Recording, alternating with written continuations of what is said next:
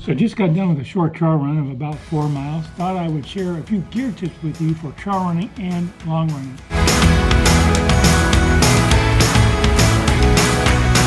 Welcome to Ageless Runner. I'm Ralph. So the reason I kind of combine trail running and long running together, those are often times when you're wearing a pack, either a running vest like what I wear or just a pack. And so a lot of these tips deal with things to carry and how to organize those things you carry. This is especially important on any run you do, especially if you're out by yourself. And if you're an older runner like I am, you want to make sure you got the right stuff that you can use in the case of an emergency or some need that you have, or you come across another runner who has a need. So let's get started. So my tip number one is utilize the carabiner. I take this emergency whistle and I keep it on a strap here. You often have straps on your pack or little eyelets or rings that you can hang stuff on, like an emergency whistle. I had a compass at one time. I've hung my Garmin inReach on it. And if you're a golfer and you got one of those golf towels that have a little eyelet in it, you could use a carabiner and hook that on the back of your pack. Things you might want to easily grab onto. So along with that golf rag, my tip number two is always carry a rag. It's good for blood, sweat, and mud, or cooling. In the summertime, you can wet the rag, put it around your neck and cooling. So always carry a rag with you.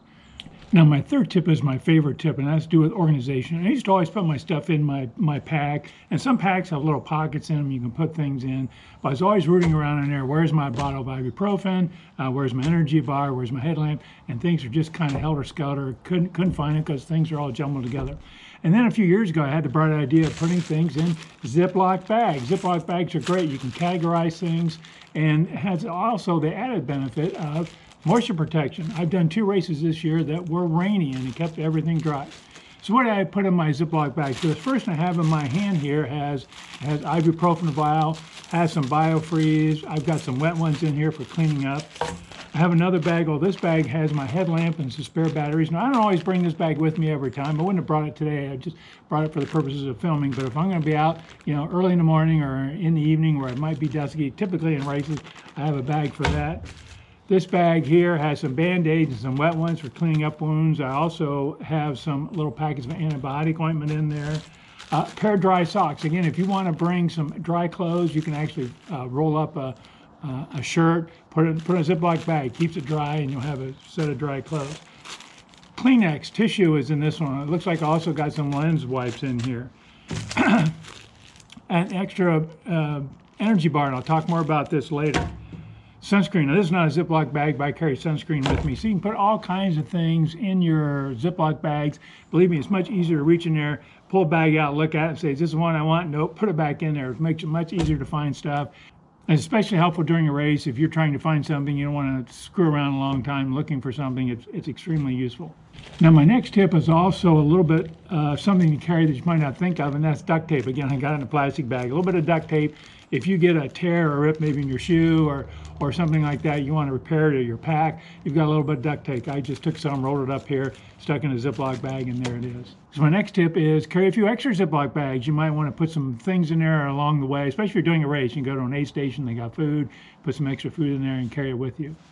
Now, if you are using a running vest or running pack, it probably has a hydration pack. A couple ideas there in the summertime. Maybe you don't like your water getting warm, put some ice in your hydration pack. Conversely, in the wintertime, if you're worried about it freezing, put some warm water in your pack. It'll help for a while. I know my water can get very cold in the wintertime when I'm running. So ice in the summertime, warm water in the wintertime.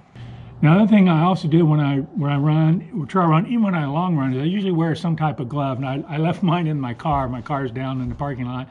But today it was kind of chilly, so I had full finger gloves. But even in the summertime, I will wear fingerless gloves.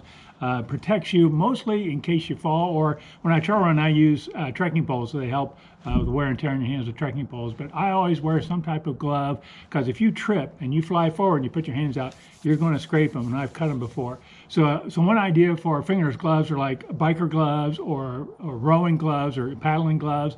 They usually have some padding in the palm. That's great if you do fall and hit your hand. So wear gloves. Again, when you're done, you can put them in a Ziploc bag and put them in your pack, and you've got them for your next run. So I kind of want to finish tips more along the safety line. Whenever you're out, especially trail running, or even a long run, if you're out long running, maybe sometimes I do it on a bike path. We have some bike trails around here that, since I'm retired, I can go during the middle of the week, and there's nobody out there. I'm out there by myself. So I always want to think safety in mind. A couple of tips there. You saw my carabiner with my little emergency whistle. Carry an emergency whistle, some kind of signaling device. The other thing is always carry an emergency blanket, one of these space blankets. maybe not even for you, but what if you come across a runner who's distressed, he's down, he's injured, he can't get up and walk very well, he's starting to go into shock, he's he's chilling. You've got an emergency blanket you can wrap him or her up in and help keep them warm. I showed you this energy bar. Keep an energy bar in your pack at all times. You don't know, if you get stuck someplace, you're going to want some food. You'll need food to generate heat and energy. Just stick it in the bottom of your pack. Again, it's in a bag, should be able to keep it dry, and you can find it. So hope you found a few of these tips helpful. Some of them maybe you already know. Some of them may be, kind of new to you, especially once I discovered Ziplock bags and organizing things. That made my life a lot better on these runs. So thanks so much for watching. I really appreciate taking the time to do that. If you like it, please scroll down and hit that like button. That really helps my channel a lot. All those likes are really meaningful for my channel. And if you're new here and you're not a subscriber, I'm all about running, especially if you're an older runner. Please hit that subscribe button also and stick around with me. Thanks so much and happy running.